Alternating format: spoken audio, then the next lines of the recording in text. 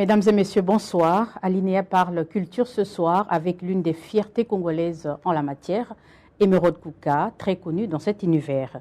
Il est avec nous pour parler de lui, de son parcours, de ses œuvres et de toute son implication à vivre sa passion.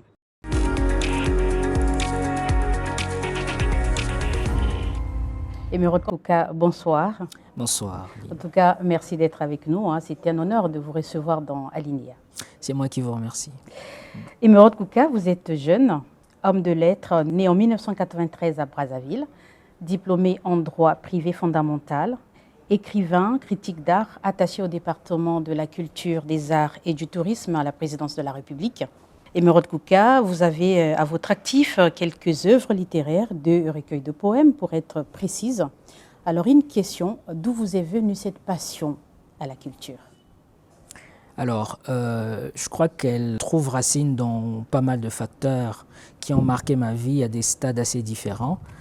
Déjà, au lycée, j'ai commencé à lire réellement, parce qu'avant, je lisais surtout de la bande dessinée, des magazines de foot. Et c'est quand j'arrive en seconde que j'ai un coup de cœur pour la littérature, parce que je tombe sur La Palabre stérile, un roman de Guy Menga. Et après avoir lu ce roman, j'ai décidé moi aussi de partager un imaginaire, et donc j'ai commencé à écrire.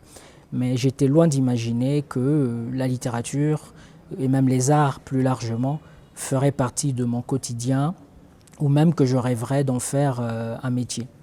Il faut attendre la fac, parce que mon rêve premier, c'est de devenir avocat. C'est ce qui m'oriente vers le droit. Je rêvais de devenir avocat depuis tout jeune, parce que j'ai très petit connu Maître Maurice Massengo-Tchassé, l'avocat de la Commission des droits de l'homme. Ça c'est bien de le savoir et de le souligner, parce que c'est à travers ce genre de témoignages qu'on comprend que les aînés sont là aussi pour inspirer les nouvelles générations. C'est très bien. Évidemment. Et quand on est enfant, on a besoin de quelques figures adultes auxquelles s'identifier. Et donc, je m'appuyais sur des éléments pour le moins superficiels. J'étais au CM1. Maître Maurice Massengo-Tchassé, c'était les costumes, c'était les belles odeurs de parfum, le 4x4, le beau français, le beau français, la grande maison. Et donc, dans l'esprit du gamin que j'étais, c'était ça, l'idéal de la réussite. Et donc, j'ai voulu devenir avocat pour ressembler à ça. Après, évidemment, en arrivant en fac de droit, j'ai découvert qu'il y avait toute une palette de métiers du droit intéressants, le notariat, la magistrature, etc. Mais dans tous les cas, je tenais à être auxiliaire de justice. Alors, pourquoi est-ce que la culture m'a quelque peu, je ne vais pas dire désorienté, mais orienté ailleurs? C'est quand j'arrive en 3e année de droit, alors que lors de ces 3 années, j'ai surtout lu des sciences sociales parce que j'étais juriste, je m'intéressais un peu à la sociologie, à l'histoire, à la philo. Je tombe sur une pièce de théâtre de Molière qu'un ami m'avait prêtée, Les Femmes savantes, et ça ravive ma passion pour la littérature. Et puis je prends un abonnement en bibliothèque et plus tard les événements vont s'enchaîner parce qu'après cet abonnement en bibliothèque et cette boulimie pour la lecture littéraire qui renaît, il y a une rencontre que je fais. Encore une fois, le rapport aîné et cadet. Cette fois-ci, c'est la rencontre de Pierre Ntsemou, qui est un écrivain congolais. À l'époque, Pierre Ntsemou anime des ateliers d'écriture à l'Institut français du Congo. Moi, je n'ai aucune idée de ce que sont des ateliers d'écriture. Et donc, je décide de m'inscrire à l'atelier. Au début, l'objectif, c'était simplement pour renforcer mes connaissances en grammaire, en orthographe. Parce qu'entre la terminale et mes premières années de fac, il y a des notions qui échappaient. À partir de la terminale, on était amené à abréger les cours. À la fac, on écrivait très vite. Il y a eu la connaissance du langage texto qui a fait que parfois on se perdait. Et donc, pour moi, le but, c'était d'abord ça, mieux écrire. Et puis, en atelier d'écriture, on aborde la poésie, la versification, qui étaient mes bêtes noires en terminale. Moi, j'étais plutôt fort en argumentation. Tout ce qui était lié à la poésie. Comme tout littéraire, de manière générale. Mais quand finalement je tombe sur la poésie, il en fait une obligation. Il dit, celui qui ne m'écrit pas un sonnet classique régulier au prochain atelier ne vient pas. Et donc, je me foule la rate pour pouvoir produire un texte. Et puis, ça a été le début d'une vraie passion. Et à cette époque, je côtoyais également un collectif de slammeurs, le style oblique Brazza, où j'avais quelques vieux copains de fac, du lycée. Et pour moi, c'était des magiciens. Ils faisaient des choses avec les mots qui, pour moi, étaient juste hallucinants. C'était extraordinaire. Et donc, quand je commence à écrire de la poésie, je trouve en eux une famille aussi, puisque je leur montre ce que j'écris. Il y a ce partage autour des mots, autour de nos belles phrases, de nos belles tournures. Et ça fait que ça devient une passion. Pendant à peu près 3 ans, j'ai écrit de la poésie, mais comme un drogué, de façon frénétique, pour travailler mon style et finalement décider d'écrire des livres et même de devenir écrivain. Ça, c'est très bien. Et finalement, on a oublié le côté juriste et l'ambition d'être avocat. Pas tout à fait. Je crois surtout que c'est par un concours de circonstances que je me suis quelque peu éloigné du droit pour me consacrer à la vie culturelle.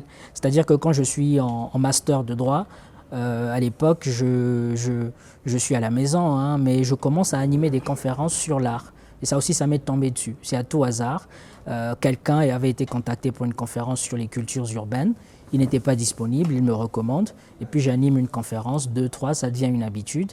Et très vite, en animant des conférences, je suis repéré par le responsable de la médiathèque de l'Institut français. C'est Louis Mombounou, qui est bien connu dans le milieu artistique. C'est un barbu là, qui est aussi proche des ateliers SAM, qui a longtemps été dans le théâtre et dans le cinéma également. Et c'est lui, Mombounou, qui me dit, mais dans tes conférences, il y a des analyses.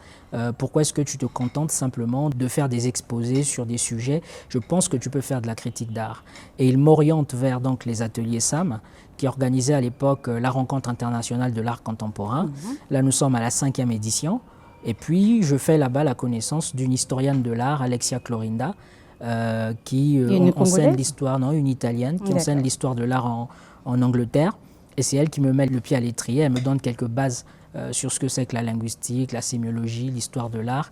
Et à partir de cette expérience, de cette rencontre, je commence à accompagner des artistes dans des expositions de peinture, de photographie, de vidéo d'art, de design, etc. Puis il y a tout un parcours qui s'est offert à moi. Et pendant la même période, je suis en Master 2 en fac de droit.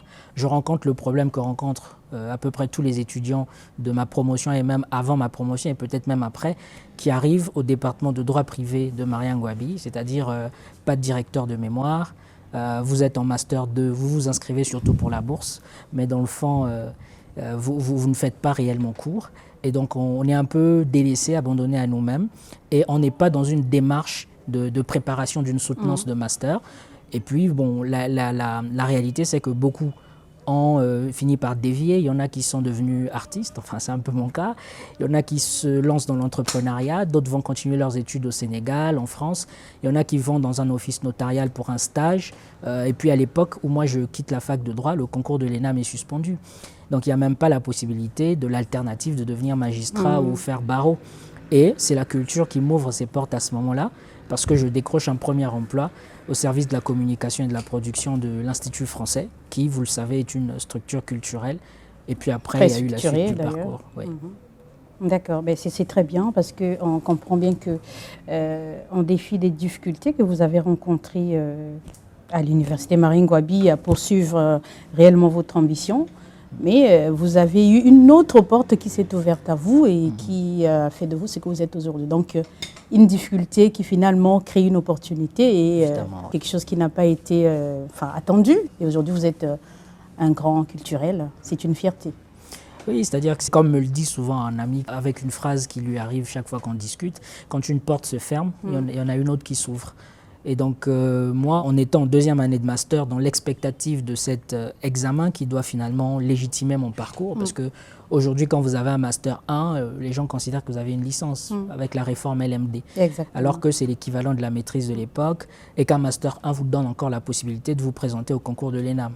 Ça prouve que d'un point de vue fonctionnel, ça compte, mais encore une fois, dans l'inconscient collectif, master 1 égale licence.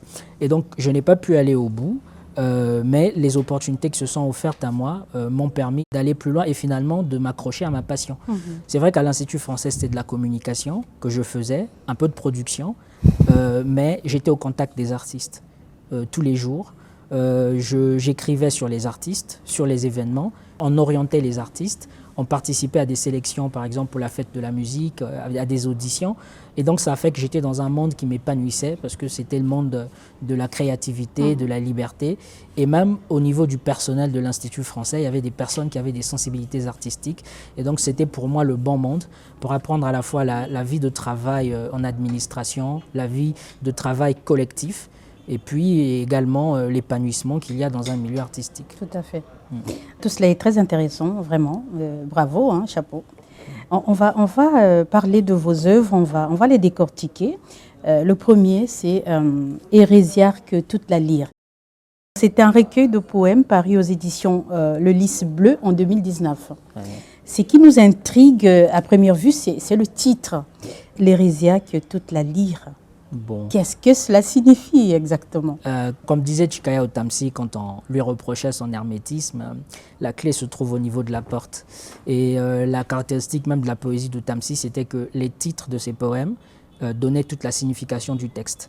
Avec moi, c'est au niveau du titre des œuvres. Les titres des œuvres en disent long sur l'esprit qui m'a animé, la manière dont j'ai travaillé pour produire les livres en fait. C'est pas juste des titres pris au hasard pour triturer les méninges des lecteurs. Quand je dis hérésiarque toute la lyre, si on essaie de décrypter la sémantique de chaque mot, hérésiarque, dans hérésiarque on a hérésie. Je crois que tout le monde connaît un peu ce que c'est qu'une hérésie. C'est tout ce qui est contraire à la doctrine qui est communément admise. On a des exemples avec le Moyen-Âge. L'Église catholique avait une doctrine et tous ceux qui ne croyaient pas ce que l'Église prêchait, ils étaient traités d'hérétiques. Tout à fait. Et pourquoi parler d'hérésie aujourd'hui en poésie? Eh bien simplement que nous sommes à une époque contemporaine. Ceux qui connaissent l'histoire de la littérature et des arts savent qu'on a eu une poésie très classique qui était inspirée des poètes grecs et latins. Là, je parle surtout pour la tradition littéraire qui est la nôtre, qui est un peu héritée de la France, parce qu'il y a plusieurs traditions littéraires. Et donc, quand vous voyez Ronsard, Du Bellay, c'est un peu un fac-similé de ce qu'était la poésie grecque de l'époque, et même la poésie latine. Et puis, à une certaine époque, on commence avec la poésie moderne, Baudelaire et compagnie, et on a des avant-gardistes qui petit à petit annoncent les couleurs d'une forme de révolution de la poésie. Mallarmé peut être considéré comme l'un d'entre eux. Là, vous me replongez dans les années lycée parce que j'ai fait littérature comme vous, très passionné aussi en tout cas. Merci pour ce rafraîchissement. Je vous en prie. Et donc après, on a une période où, et ça c'est tout le XXe siècle, où l'on casse les codes de la littérature. Et donc vous avez des gens comme André Breton, le père du surréalisme, qui est mallarméen au début de son exercice de la poésie, mais après qui va s'essayer à tout type d'exercice pour produire une forme de poésie différente. Vous avez toute la grande école de l'Oulipo, vous avez des auteurs comme Guillaume Apollinaire avec les calligrammes, etc. Mais ce changement qui se fait en poésie se fait dans tous les arts. C'est aussi le cas pour la peinture et le reste. Exactement. À ce moment-là, on commence à parler d'art contemporain. Ça veut dire qu'à partir de ces moments-là, un poète n'écrit plus en suivant les règles classiques de la poésie. Et moi, né en 93, comme on l'a dit, je publie mon premier livre en 2019. Je l'ai essentiellement écrit en 2016, mais j'écris en 2016 en renouant avec les règles de la poésie classique.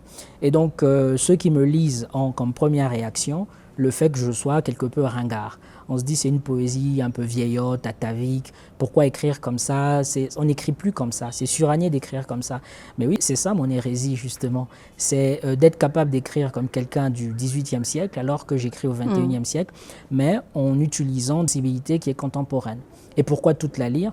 Alors, simplement parce que le premier des poèmes qui constituent ce premier recueil s'intitule Hérésiarque justement. Donc c'est un poème qui donne le temps du livre, au niveau stylistique. Et les autres poèmes sont écrits de la même manière. Toute la lyre, c'est une expression qui veut dire etc. et tutti quanti, et ragnagna, et tout ça fresca. Et donc ça veut juste dire hérésiarque et d'autres poèmes du même genre. Oh, tout ça. On imagine bien qu'il y a plusieurs poèmes constitués dans ce livre, dans ce recueil. Une trentaine. Une trentaine. Alors que racontent de manière générale ces poèmes? On sait que chaque poème a peut-être sa spécificité, mais de manière générale, est-ce qu'il y a une trame commune à tous les poèmes? La trame commune, c'est l'affirmation de mon style. C'est pourquoi il fallait prendre un titre qui soit significatif de tous les textes. Mais au niveau thématique, c'est des poèmes qui ont chacun des sens différents. Évidemment, comme tous les poètes, je regarde voler des coqs-cigrues, donc je contemple la nature, je peux peindre les promenades dans les arbres, parce que ça c'est un peu l'objet du dernier poème. Je peux être bluffé par la beauté de l'aurore ou encore le crépuscule naissant, mais il y a également des textes qui sont plus utilitaires, qui évoque par exemple des réalités à valeur politique. J'ai abordé la question notamment de la crise dans le pool, en ayant comme ça une pensée pieuse pour toutes ces personnes qui sont mortes et une pensée ironique pour tous ceux qui orchestreraient d'une certaine manière toutes ces formes d'algarade là où la vie était d'ordinaire tranquille. Et donc, comme ça se côtoie d'un côté la dénonciation de quelques absurdités politiques, et puis de l'autre, la contemplation de la nature, l'amour. Il y a également l'expression du deuil, parce que dans ce recueil, il y a un poème qui rend hommage à mon père, que j'ai perdu en 2018. Il y a également beaucoup de réflexions sur la mort, l'inanité de la vie. On vit, on est là, présent, nous respirons, nous avons accès à un peu tout, nous jouissons comme si on vivrait éternellement. Et puis un bon jour, on est réduit en poussière, on n'existe plus, on ne respire plus. Les autres vont nous pleurer, mais après ils nous oublient très vite. Et c'est un peu ça le caractère vain et absurde de la vie. Pourquoi est-ce que les choses devraient s'arrêter comme si rien n'avait vraiment existé? Et donc la mort a été une hantise aussi pour moi pendant que j'ai écrit ce recueil, parce que je me suis pas mal interrogé sur la peine que valait la vie d'être vécue. De manière générale, on peut comprendre que vous évoquez en fait la vie, la nature, avec vos mots, votre orientation personnelle, votre sensibilité. C'est à peu près cela. Exactement, parce que nous sommes tous traversés, étant humains, par toute une vague de sentiments. On est traversé par des colères, on est traversé par de l'amour, on est traversé par des pulsions. Et le poète, c'est aussi celui qui a la capacité de saisir des états d'âme et en faire des joyaux pour les mettre sur du papier. Alors, on passe maintenant au deuxième poème.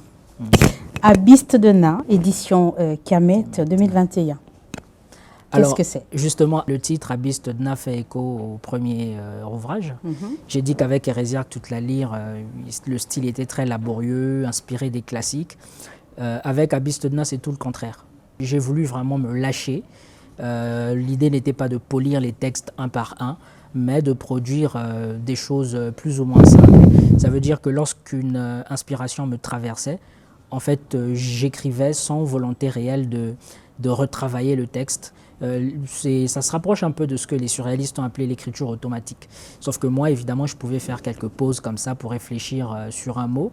Mais l'idée, c'était vraiment d'écrire au doigt mouillé, au pif, tel que les idées me venaient. Et Abyste de Na, d'ailleurs, ça vient de l'occitan Abyste Adenas, donc c'est une locution française mais très rare, qui veut dire à vue de nez ou au pif. D'accord. Voilà. Si vous regardez un film avec quelqu'un et qu'on vous demandait au pif qu'est-ce que vous en pensez, ça veut dire là sur place, sans prendre le temps de réfléchir, d'analyser tous les points. Sur place, maintenant, à l'instant T, vous en pensez quoi? Et c'était aussi l'idée de montrer au lecteur comment j'ai écrit les poèmes de ce recueil. C'est vraiment écrire en 10 minutes, quoi, écrire ce qui me vient là tout de suite, sans réelle volonté de faire comme avec le premier, où il fallait exécuter de façon stricte toutes les règles qu'on connaît de la versification, pinailler sur les mots, etc. etc. Là, c'est vraiment aller directement sortir ce qu'il y a dans le ventre. Oui, mais dans le titre, c'est tout le contraire, en fait. Oui, mais c'est aussi parce que j'ai une démarche. Évidemment, on reconnaît un écrivain à son style. Et une des choses qui marque mon style, c'est aussi la pétence pour les particularités lexicales. Ce qui fait la largesse de mon vocabulaire, c'est aussi que je puise dans les régionalismes, dans les archaïsmes, dans l'argot même parfois, pour essayer de dire de façon différente ce qui pouvait se dire de façon ordinaire.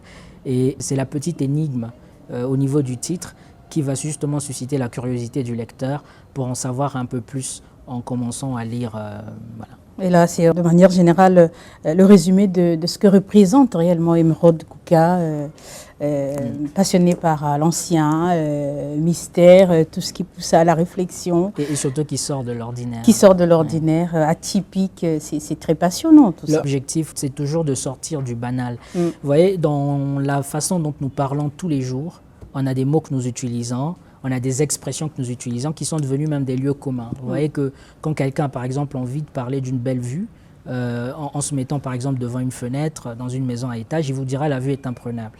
Ça par exemple c'est devenu très cliché. Mais le poète c'est celui qui est capable de décrire la même vue avec des mots différents. Et c'est l'effort que je fais chaque fois d'écrire. C'est toujours d'essayer de déjouer la banalité du langage. Très bien. En tout cas, bravo. Nous sommes intrigués et puis attirés par tout ça. Vous avez également le côté critique d'art. Vous l'êtes depuis 2016.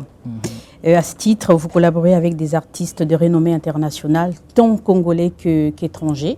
Alors, comment se fait donc ce processus de collaboration et qu'est-ce que vous faites exactement? Alors, un critique d'art en général a pour rôle d'écrire sur les artistes.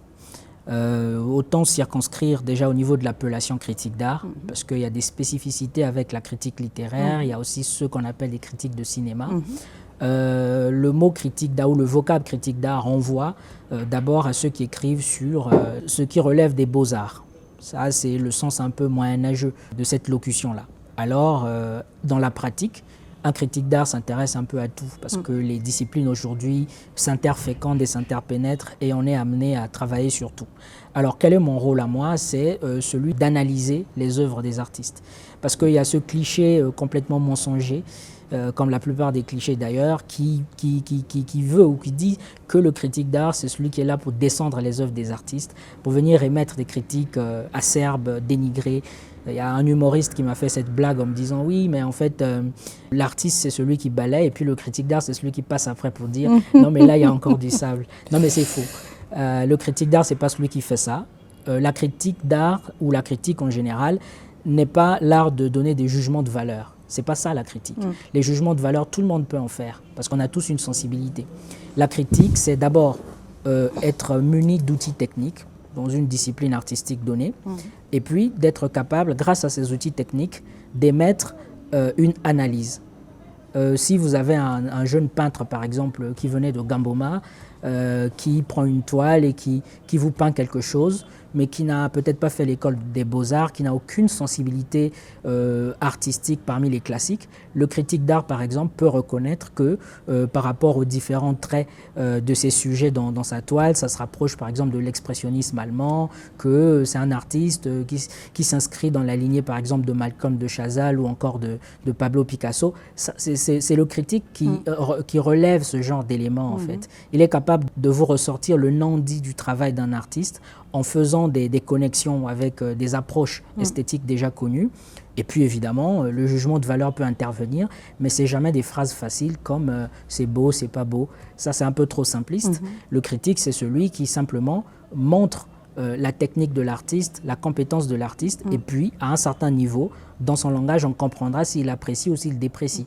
Mais encore une fois, on devrait sortir de cette vision binaire du vrai, du faux, du bien, du mal. Le critique n'est vraiment pas quelqu'un qui s'inscrit dans cette dualité-là. Son premier objectif, c'est décrypter, analyser. Et d'ailleurs, c'est même ça le premier sens du mot critique, si on remontait à l'étymologie grecque. Une critique sert d'abord à analyser. Tout à fait. Est-ce qu'on peut voir en cela une démonstration de présenter votre positionnement par rapport à l'ouvrage ou pas? Oui, d'une certaine manière, parce qu'après, il faut aussi comprendre qu'un critique part de ce qu'on appelle dans le jargon des catégories d'interprétation. C'est-à-dire que nous pouvons voir la même œuvre, avoir même le même regard sur cette œuvre, mais on n'en parlera pas de la même manière. Un critique, pour faire une critique très analytique, très scientifique, a besoin de quelques outils qui lui permettent d'illustrer ses analyses. Il y en a qui partent de la philosophie. Quelqu'un qui a une formation de philo, par exemple, fera sans doute intervenir Emmanuel Kant, Nietzsche ou je ne sais qui d'autre. Quelqu'un qui est très ancré sur la pensée panafricaniste moderne vous citera certainement Achille Mbembe, Felwine Sarr, parce qu'on a besoin de s'appuyer sur des réflexions pour pouvoir étayer son argumentation une fois qu'on analyse une œuvre. Mais chacun, dans la critique, vient avec son background. Un sémiologue, par exemple, n'analysera pas le travail d'un artiste comme un philosophe structuraliste. Un structuraliste n'analysera pas le travail comme un linguiste, ni un linguiste comme un critique qui a simplement appris sur le tas. Et moi, ce que j'essaie de faire, c'est de rassembler le maximum de connaissances possibles. Donc, je touche un peu à tout, à la linguistique, à la sémiologie, à l'histoire, même à la sociologie, pour pouvoir avoir des éléments qui me permettent après de poser un regard. Parce que l'œuvre d'un artiste ne se limite pas aux différentes catégories esthétiques. L'œuvre d'un artiste peut soulever un problème qui relève de l'ethnologie, de l'anthropologie. Et donc ça nécessite du critique d'aller puiser un peu dans l'ethnologie pour comprendre et pour commenter. Alors sur le plan pratique, comment ça arrive? Ça dépend. Le critique peut écrire pour des revues. Il arrive qu'il y ait des revues d'art, de littérature, de cinéma, etc. qui vous contactent. Qui vous donne un nombre de signes, donc c'est presque un travail journalistique. Et puis le critique répond à la commande en écrivant sur un artiste ou un événement artistique pour la revue. Il peut arriver qu'un critique écrive pour un journal. Il y a des journaux qui ont des rubriques liées à la critique. Tout à fait, oui. Il peut arriver qu'on écrive pour un blog. Mais la plupart du temps, on écrit surtout pour des catalogues d'exposition. Quand des artistes peintres ou photographes ou vidéastes exposent, on peut appeler un critique qui peut avoir un texte qui sera collé quelque part à côté de l'exposition pour éclairer le public, ou encore qui sera mis dans le catalogue pour dépeindre un peu l'univers de l'artiste. Ça permet de mettre des mots là où des artistes parfois se taisent ou balbutient. Est-ce que cela sert réellement à l'artiste, votre démarche? Alors, oui et pas seulement. C'est vrai que dans un premier temps, l'objectif, surtout pour le cas d'un catalogue d'exposition, c'est que ça serve à l'artiste. Il faut rendre l'artiste intéressant, en tout cas s'il l'est, puisque le but de la critique n'est pas non plus de faire du marketing. La critique, c'est d'abord de l'analyse. Donc si l'œuvre de l'artiste, évidemment, est une œuvre d'une grande facture et que le critique abonde dans ce sens, ça peut faire vendre un artiste. Mais ça ne s'arrête pas là, parce que quand on va au bout du processus, le travail du critique, c'est de s'inscrire dans la pensée contemporaine. Aujourd'hui, nous étudions les arts dans les universités. Pourquoi est-ce qu'on sait qu'à une époque donnée, c'était du classicisme, qu'après, on est passé à une époque moderne, qu'on est passé à une époque contemporaine, que tel courant se distingue d'un autre courant artistique par rapport à tel détail? C'est grâce aux théoriciens de l'art. Exact. Mais le travail des théoriciens de l'art, c'est un travail de critique. On voit comment travaillent les artistes, et puis à partir des éléments qu'ils nous apportent, on élabore un discours qui décrit un peu leur engagement, leur univers. Et grâce à ce discours, on va constituer la pensée artistique de notre époque. Et ça va servir aux historiens et à ceux qui vont étudier l'art dans les années à venir.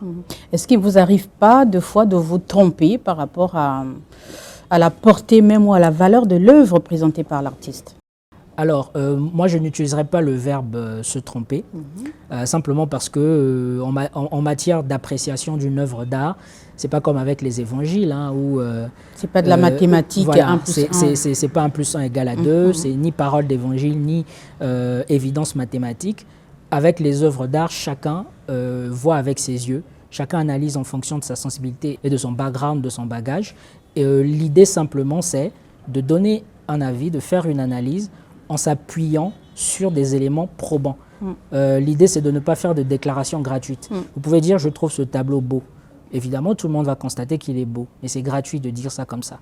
Il faut être capable de faire une analyse, d'étayer et de montrer aux gens que c'est beau sans même utiliser le mot beau, justement. Oui. Et donc, tant qu'on peut prouver ce qu'on dit, en fait, c'est cohérent. L'idée dans la critique, c'est de trouver de la cohérence et de la pertinence. Pas forcément de trouver la vérité, parce qu'au fond, la vérité, qui l'a réellement? Ouais. Est-ce que votre travail a quelquefois emmené certains artistes à s'améliorer ou à changer leur manière de rédiger ou de créer leurs œuvres? Oui, mais pas tout à fait le texte critique en lui-même. Parce qu'il arrive, notamment dans le cadre de certaines expositions, que l'on travaille mais avec une vraie synergie avec les artistes. Et donc, je n'écris pas toujours ex nihilo ou simplement en me basant sur une simple observation. Il m'arrive d'avoir un dialogue, une discussion avec des artistes. Je lui pose des questions. Donc, quand je sais que je dois écrire sur un peintre, par exemple, pour une exposition, je peux même venir pendant qu'il peint. Je vois quel matériel il utilise, voilà, les fois où il se trempe, où il refait, le matériel qu'il jette. Tout ça me donne des éléments de compréhension, des clés de lecture. Et puis, il arrive aussi que j'oriente. Avec l'expérience et le temps, on peut demander à un artiste pourquoi il utilise tel matériel, pourquoi il a telle approche. L'artiste lui-même, parfois, peut ne pas être capable d'expliquer son travail ou encore peut se tromper. Et puis là, je fais un peu office de conseiller culturel aussi. Je dis à l'artiste, oui, mais est-ce que tu n'aurais pas pu faire ceci? Et il me dit, ah mais oui, mais ça c'est un élément intéressant, ça m'apporte une lumière. Et donc il y a une synergie, une complicité qui se crée également entre le critique d'art et son artiste. Oui. Est-ce qui veut dire qu'on ne se dit pas culturel ou artiste parce qu'on essaie de faire quelque chose, mais il faut vraiment connaître le métier et être passionné. Il faut connaître le métier. Et moi, j'ai l'avantage de faire de la poésie, enfin d'écrire des livres. Ça veut dire que j'ai une petite idée de ce que c'est que le processus de création. Et donc, je sais à quoi on peut se heurter quand on manque d'inspiration, etc.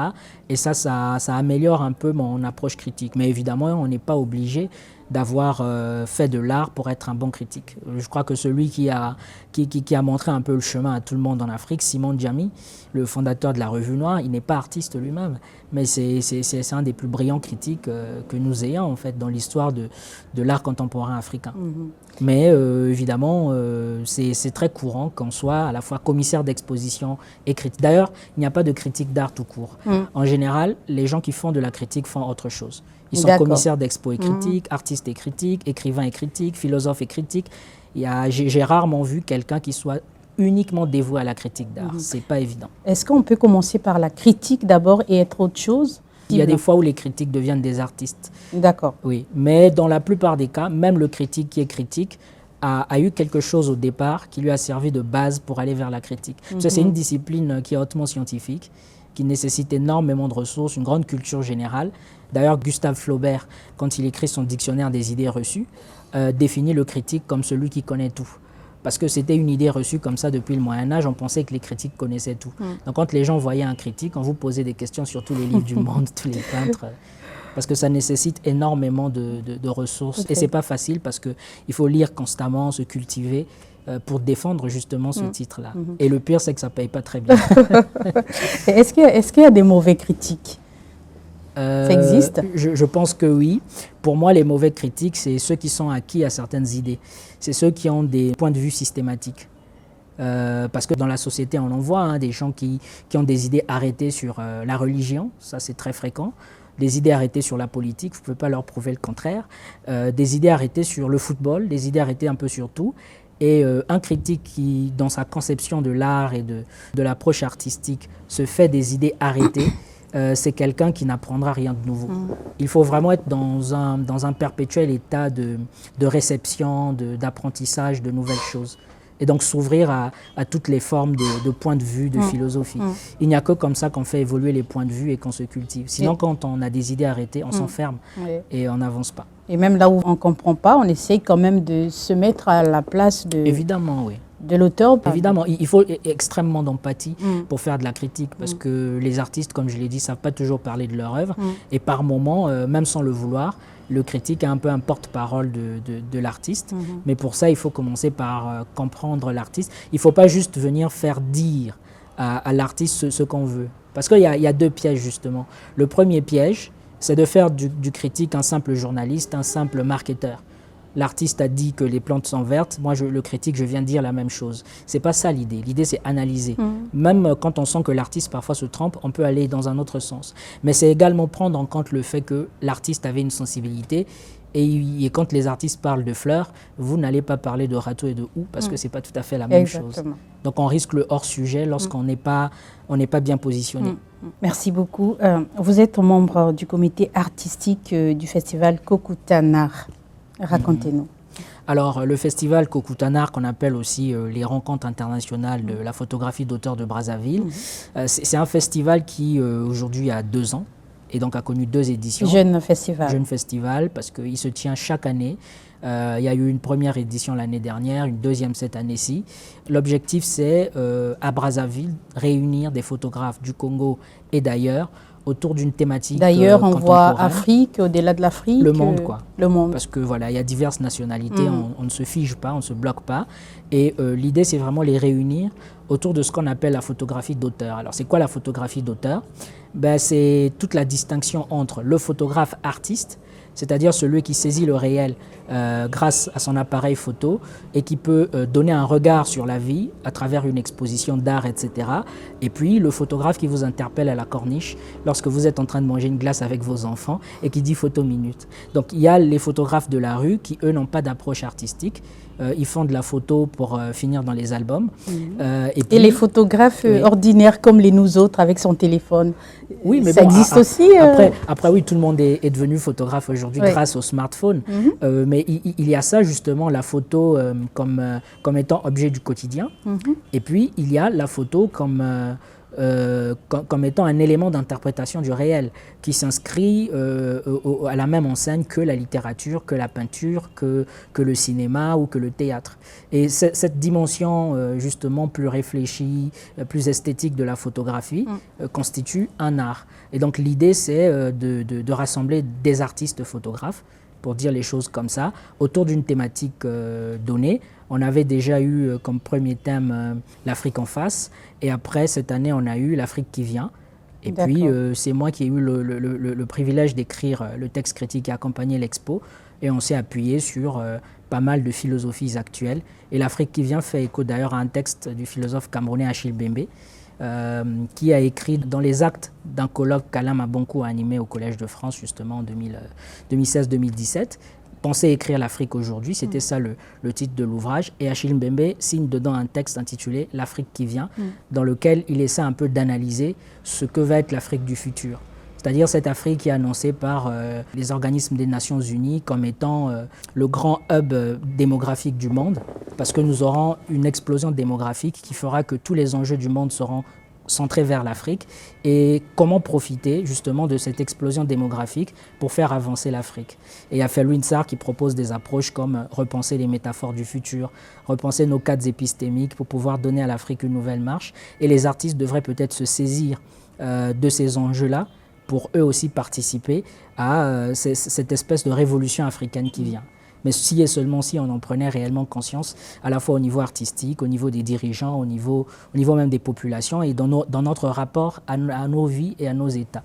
Et vous voyez que cette grande réflexion philosophique est saisie par les photographes, et les photographes sont amenés à exposer en rapport avec un peu cette approche philosophique du monde en fait, et de l'Afrique. Et ça, c'est ce qu'on peut retenir dans le festival Coucou Tanard. Oui, et il y a une 3e édition qui aura lieu l'année prochaine. Et là encore, il y aura une thématique. 2023. En 2023, oui. Il y aura une thématique qui sera annoncée et qui servira de sujet de réflexion. Toujours autour de l'Afrique pas forcément, non. Cette fois, je ne vais pas comme ça déjà annoncer, parce que le moment n'est pas arrivé, mais ce sera plus ouvert. Mais même lorsqu'on a eu des thèmes sur l'Afrique, parce que l'Afrique fait partie du monde, elle n'est pas détachée. On a eu des photographes d'Europe et d'ailleurs qui sont venus exposer. Donc on peut penser l'Afrique même à travers le regard d'un Européen. Oui. Vous allez parler tout à l'heure de la collaboration avec les ateliers SAM, si je ne me trompe pas. Et là, on a parlé du festival Coucou Tanard. Et vous avez eu également d'autres collaborations, notamment avec le blog africulturel.com. Et là, comment se fait votre collaboration? Quelle est votre implication? Sinon, quels sont vos apports? Sur africulturel.com, c'est la publication de textes critiques. C'est un blog qui est consacré à la culture africaine. D'ailleurs, celle qui tient le blog est elle-même une journaliste sénégalaise, Oumi Regina Sambou. Journaliste culturelle. Journaliste culturelle. On s'est rencontrés lors de la rencontre internationale de l'art contemporain, enfin une des rencontres internationales, aux ateliers SAM. Et puis voilà, elle était intéressée par mon style, ma façon d'écrire, et elle avait souhaité que je collabore à son blog. Bon, ça fait un moment que je n'ai plus publié de texte sur le blog, mais on est comme ça en collaboration. Je publie un peu mes coups de cœur et mes coups de gueule sur la littérature, sur les arts en général. Et voilà, et à côté, il y a d'autres articles du blog qui parlent simplement d'actualité culturelle. Quand il y a un festival, une activité. Et est-ce que c'est aussi l'occasion de mettre en avant la culture de ce soi? Quelques textes qui valorisent notre culture, qui expliquent la culture congolaise? Alors oui, parce que je vis à Brazzaville. Donc même s'il peut m'arriver de voyager, du fait que je vive ici, je suis d'abord sensibilisé par les activités culturelles qui ont lieu ici. Et donc j'assiste plus aux activités congolaises qu'aux activités d'ailleurs, cela va sans dire. Et donc chaque fois que je trouve matière à réflexion, à faire une analyse, j'écris un texte qui va vers le blog. Et ça témoigne de l'activité culturelle à Brazza. Si je me retrouvais à Pointe-Noire, ce serait à Pointe-Noire, et ainsi de suite. Vous collaborez également dans le magazine Vox Culture, qui est présenté par notre confrère Vincès Mwazibi. Alors, quel est votre rôle dans cette production? Alors, avec Wences, dans Vox Culture, je fais surtout un travail de critique d'art et de critique littéraire. Et donc, l'idée, c'est de donner un point de vue critique sur les travaux des artistes, écrivains invités dans son émission. Il arrive que, quand il s'agit d'un écrivain, l'ouvrage me soit remis bien avant l'émission. Je le lis et puis ensuite je donne un point de vue critique voilà, devant la caméra. Et ce petit entretien est diffusé dans l'émission quand l'écrivain est invité sur le plateau. Et puis on peut partir de là pour susciter le débat, etc. Je fais un peu la même chose quand il s'agit de l'art. Et il est déjà arrivé qu'à l'occasion d'un vernissage, Vox vienne couvrir le vernissage de l'exposition et puis recueille mon point de vue critique après, pour en quelque sorte accompagner un peu la communication sur la réflexion de ce que l'artiste a produit. Donc voilà un peu. D'accord. Alors on passe à une autre étape de notre entretien. On va dire un mot sur vos fonctions à la présidence de la République.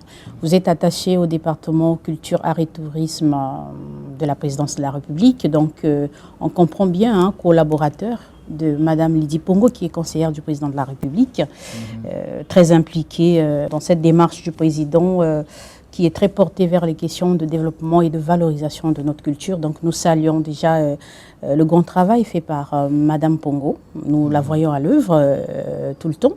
Et nous saluons au travers Madame Pongo, le président de la République, dans les œuvres où la volonté à valoriser la culture n'est plus à présenter. Alors quel est votre rôle en tout cas dans ce département? Alors le rôle d'un attaché, parce que là c'est vrai qu'on évoque la culture, mais c'est un peu la même chose pour tout le monde, hein, parce qu'il y a un décret qui détaille un peu notre travail. C'est déjà de répondre au nom du président évidemment, de répondre à toutes les questions, à toutes les préoccupations qui ont un rapport avec notre sphère de compétences. Et donc nous, puisqu'il s'agit de la culture, des arts et du tourisme, l'idée c'est que chaque fois qu'une question nous est posée, qu'il y a une interrogation, qu'il y a un dossier urgent qui se rapporte à la culture, aux arts ou au tourisme, que nous soyons en mesure de donner un point de vue, de donner un avis dessus. Comme le nom l'indique, déjà au niveau du cabinet du chef de l'État, vous avez des conseillers qui sont chefs de département. Et donc pour le coup, Madame Lydie Pongo est chef du département de la culture, des arts et du tourisme. Et le travail en département s'organise de cette manière-là. Il y a une synergie entre les attachés et le conseiller pour donner des avis. Parce qu'un conseiller conseille au sens terre à terre du terme.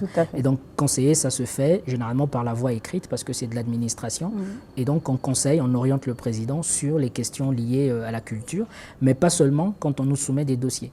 Il arrive aussi que nous puissions, nous, avoir des prises d'initiative. Donc on peut remarquer des choses dans la manière dont la vie culturelle, la vie touristique évolue dans le pays. Et puis on peut initier des fiches pour s'adresser au chef de l'État, pour lui donner une orientation ou une autre. Également, nous avons le devoir d'avoir un œil quand même sur les départements ministériels qui sont inhérents à notre sphère de compétences. Donc pour le coup, c'est le ministère de la Culture et des Arts d'un côté et le ministère du Tourisme et des Loisirs de l'autre. Nous les observons. Nous devons avoir un regard et un point de vue sur leur façon de travailler. Et c'est en fonction de ça que nous orientons le chef de l'État sur les questions liées à ça. Est-ce que vous êtes auteur de certains projets culturels qui peuvent peut-être intéresser le chef de l'État et qui finalement arrivent à en mettre en pratique? Alors, bon, ça c'est à la discrétion de l'administration, mais c'est vrai que je me reconnais dans pas mal de choses qui ont été faites. Puisqu'on parle de projets, pour directement pointer du doigt un d'entre eux, c'est le colloque sur les 80 ans du manifeste de Brazzaville avec De Gaulle. Et le colloque a eu lieu en 2021. Il n'y a pas longtemps. Il n'y a pas longtemps, mais ce n'est pas que nous, hein, c'est un travail encore une fois de synergie. Il y a eu l'ambassade de France à côté et pas mal d'autres départements de la présidence étaient impliqués. Mais c'est vrai que nous étions un peu à la manœuvre. Et puis après, des commissions ont été montées. C'était un événement grandiose puisqu'on a fait venir d'autres chefs d'État et on a permis à un parterre d'universitaires de divers pays de venir débattre sur des questions hautement historiques. Et puis ça a aussi permis de consolider d'un point de vue diplomatique les relations entre notre pays et d'autres pays d'Afrique et la France. Voilà, simplement pour un besoin de rectitude historique d'abord, mais également pour renouveler l'amitié qu'il y a entre les différents États. Exactement. Il y a un événement international, la fête de la musique, ça a lieu en juin, donc oui, juin passé il n'y a pas longtemps. Alors qu'est-ce que vous avez fait exactement pour valoriser cette journée au Congo? Il faut dire d'emblée que la fête de la musique, même dans les pays où ça existe réellement, est une fête qui n'est pas uniquement l'apanage de l'État. Ça se fête un peu par tout le monde. C'est vraiment la fête, quoi. Chacun s'approprie la fête de la musique. Donc on peut fêter la fête de la musique dans son quartier, dans son village. Et au niveau du département de la culture, des arts et du tourisme, nous avons accompagné l'UMC, l'Union des musiciens congolais, qui est une association qui rassemble pas mal d'artistes musiciens. Et avec l'UMC, voilà, il y a eu d'abord ici au niveau du boulevard l'Union des musiciens congolais. Ouais. Il y a eu au niveau du boulevard Alfred Raoul, voilà, sur une grande scène, un parterre de musiciens qui se sont produits simultanément à d'autres, puisque la fête de la musique se faisait ailleurs aussi, à Combo, à l'Institut français. Et aussi à l'intérieur du pays. Mais aussi à l'intérieur du pays, à Pointe-Noire, à Bunji, à Dolizy et dans d'autres localités. Et donc, il arrive aussi que le département de la culture accompagne comme ça des associations culturelles qui travaillent, parce que nous n'avons pas vocation à organiser, ce n'est pas notre rôle. En revanche, on peut accompagner des acteurs culturels quand la nécessité l'exige. Voilà. Je vais me permettre quand même de poser une question. Alors, en tant que tel, quel est votre regard aujourd'hui sur l'évolution de la culture congolaise? Alors, est-ce que la question est posée à l'attaché ou à l'artiste? Aux deux. Aux deux. Bon, il est vrai qu'il reste énormément de choses à faire, on ne va pas se voiler la face. Je prends comme miroir le programme du chef de l'État, Ensemble poursuivons la marche. Quand on lit Ensemble poursuivons la marche et qu'on voit l'axe 7 qui est réservé à la redynamisation de la vie culturelle nationale, on comprend en fait que rien n'a été fait jusqu'ici. Puisque tout ce qui est décrit, voilà, ouais. Oui, on parle de redynamisation, mais dans le contenu, c'est vrai que tout ce qui est décrit, là je me permets d'être quelque peu critique, tout ce qui est décrit, c'est vrai, prouve qu'il y a encore énormément à faire, à la fois dans la construction des infrastructures, dans les espaces qu'il faille donner aux artistes. Et puis nous voyageons aussi, on voit ce qui se passe à Dakar, au Burkina Faso et dans bien d'autres pays. Et on comprend que voilà, des pouvoirs publics, il y a encore beaucoup de choses qui sont attendues. Et c'est bien justement que ça sorte de la bouche d'un attaché du président de la République. Ça prouve que ce type de problème, de situation arrive aux oreilles du président et qu'on va se battre du mieux qu'on peut pour que les choses avancent dans le bon sens. Et sachant que le président est très sensible à ce genre de questions, il n'y a pas de raison que ça n'aboutisse pas. Évidemment. Après, la vie politique tient aussi compte de pas mal de facteurs. Tout à fait. Un des facteurs, c'est l'économie, par exemple. C'est bien de monter des projets, mais il faudrait que le contexte s'y prête aussi. Parce que l'évolution de l'État dépend aussi de tous ces équilibres-là. Mais l'important, c'est déjà avoir des idées. Et ensuite, on réfléchit à voir comment les mettre sur pied. J'ai pensé à la Galerie Bassin du Congo. Vous y travaillez aussi? Oui, oui. Alors ça, je crois que ça s'inscrit un peu dans la constance de mon parcours. Comme je l'ai dit au début, j'ai une formation de juriste. Après, j'ai surtout travaillé dans la culture. L'Institut français d'abord, qui est une structure culturelle. Le département de la culture de la présidence, c'est encore la culture. Je travaille concomitamment donc, avec la Galerie du Bassin du Congo. Alors, pour ceux qui ne la connaissent pas, c'est un lieu d'exposition qui se trouve aux Dépêches de Brazzaville. Donc, ça fait partie du grand groupe ADIAC. Et au niveau du musée-galerie du Bassin du Congo, puisque c'est les deux, il y a une partie muséale, c'est-à-dire avec des œuvres qui ne sortent pas, qui sont pérennes, qui sont toujours exposées, mais réorganisées selon la disposition. Et puis il y a la partie galerie qui peut changer, parce qu'on reçoit parfois un artiste ou des artistes, dans le cas des expos collectives. Et le travail que nous faisons au musée-galerie du Bassin du Congo, c'est orienter les artistes, organiser des expositions, comme toutes les galeries, voilà, et surtout promouvoir le travail des artistes du bassin du Congo, puisque c'est d'où le nom, donc le Congo-Brazza, etc., et toutes les autres zones géographiques qui s'y rattachent. Et donc l'idée, c'est vraiment mettre en avant notre patrimoine ancestral, et ça part des œuvres qui datent du Moyen-Âge, parce qu'on a des antiquaires aussi qui nous ont vendu des œuvres qui sont vieilles de plusieurs siècles, et jusqu'aux œuvres contemporaines. Et donc voilà, vous y trouverez un peu de tout. Mais ce n'est pas que les tableaux, hein, jusqu'aux lances, machettes, attributs traditionnels, chasse-mouches. Il y a aussi des attributs traditionnels, oui, les titres des rois, par exemple. Des pipes fumées par des rois. Des éléments qui déterminaient la chefferie, des choses comme ça. Exactement, des bracelets, des couronnes. Donc ce n'est pas uniquement des toiles et des objets de sculpture, c'est aussi des attributs traditionnels. Donc c'est à la fois des œuvres d'art et des objets d'art, pour bien faire cette nuance. Certainement des distinctions, n'est-ce pas? J'en ai deux, précisément. La première, c'est le prix des ateliers SAM en critique d'art, que j'ai reçu à l'occasion de la 6e édition de la Rencontre internationale de l'art contemporain en 2017. La deuxième distinction, elle est récente, hein, c'est le prix Nos Cultures de la critique d'art en Afrique. Donc c'est un prix qui est décerné par le programme Nos Cultures, ainsi que, entre autres, l'agence d'ingénierie panafricaine culturelle. Et le prix récompense depuis 3 ans déjà 3 critiques d'art, donc ils sont 3 lauréats. Et ensuite, oui, pour cette année, je suis le deuxième. Le premier est un Algérien, le troisième est un Béninois. Et moi, je suis le nom du Congo-Brazzaville sur ce...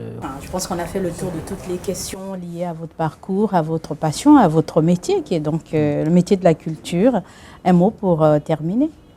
Le mot s'adresse aux Congolais, c'est de beaucoup lire, puisque on le dit beaucoup, mais ça ne change pas toujours. Les gens ne lisent plus beaucoup. on est très accaparé par les écrans, entre les réseaux sociaux, la télévision et tout le reste. Et donc moi j'exhorte toujours à énormément lire. Je ne vais pas me mettre à étaler tous les bénéfices qu'il y a à lire, je crois que c'est déjà connu. Donc que les gens renouent avec le livre, qu'on revoie notre rapport aux arts, venez aux expositions, venez aller dans les bibliothèques, faites-vous inscrire, fréquentez les librairies. On a beau dire que la culture n'évolue pas et qu'on attend beaucoup des pouvoirs publics, mais à côté des pouvoirs publics, il y a aussi, entre guillemets, les pouvoirs privés, c'est-à-dire tous ces individus qui, par leur volonté, leur engagement, font de la culture leur quotidien. Il faudrait que les livres, les arts soient l'objet de votre quotidien, un peu comme manger, se balader, se distraire. On dit que les Congolais n'aiment pas lire. Bon, il y a une part de vrai dedans. Mais il y a une part de faux aussi, parce que vu le nombre d'écrivains qu'on a, ça prouve quand même qu'il y a une vitalité du livre. Mais c'est vrai que les gens en général, et pas que les Congolais, hein, allez même dans les pays où des écrivains vous vendent 5 millions d'exemplaires, on se plaint quand même que les librairies ne font pas les plus gros chiffres d'affaires. Donc le problème, il est mondial. On a un rapport au livre qui est insuffisant. Et il faudrait peut-être qu'on essaie de renouer les liens avec peut-être à cause d'Internet aussi, et les réseaux sociaux. Non, c'est vieux comme le monde. Ça, même avant Internet, les gens ne lisaient pas beaucoup. Donc Internet, c'est un peu comme le jour qui vient révéler les ondes d'ombre qui étaient cachées la nuit. Mais sinon que dans le fond, quand on aime les livres, Internet n'est pas du tout un obstacle. On peut tout à fait être un lecteur et aimer Internet. C'est pas antagoniste en tout cas. Conseil d'un culturel. Évidemment. Qui a écrit ses 2 premiers livres avec son téléphone, comme quoi Internet et la technologie. Et la technologie, tout à fait. En tout cas, merci beaucoup. Merci pour tous ces éclairages et tous ces témoignages. C'est moi qui vous remercie.